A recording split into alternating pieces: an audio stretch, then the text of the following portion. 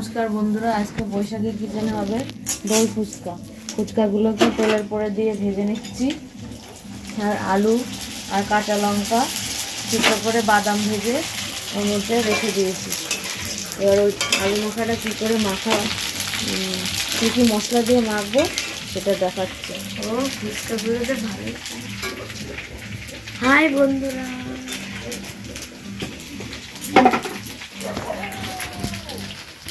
হয়ে গেছে, থালায় তুলে নিচ্ছি।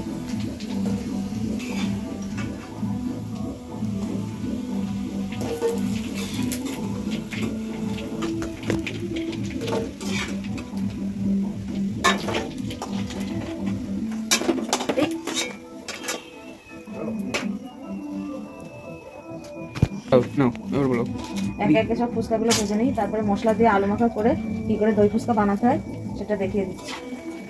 মশলা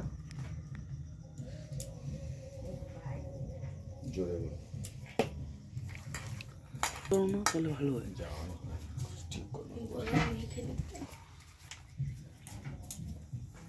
হাতালে নিয়ে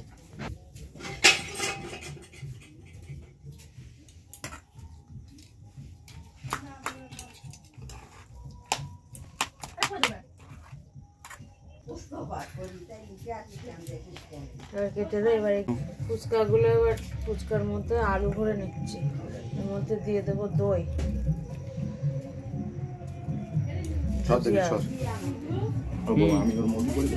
দাঁড়া দাঁড়া দাঁড়া,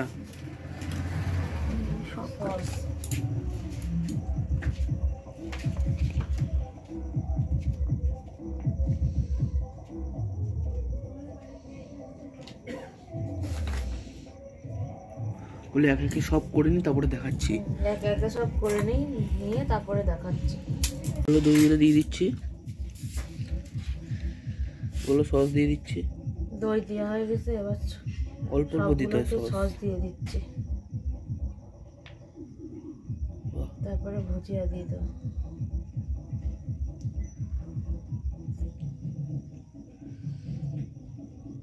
কোথায়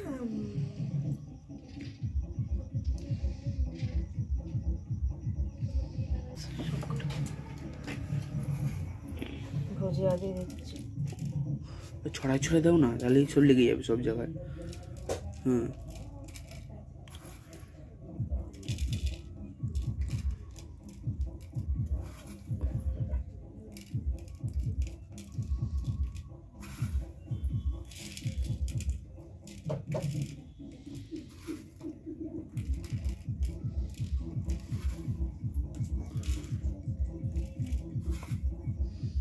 বেশ, একটা ছবি তুলি।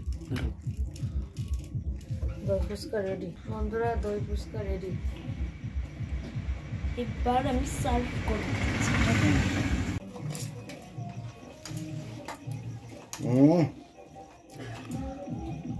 দই ফুচকা অসাধারণ হয়েছে একদম।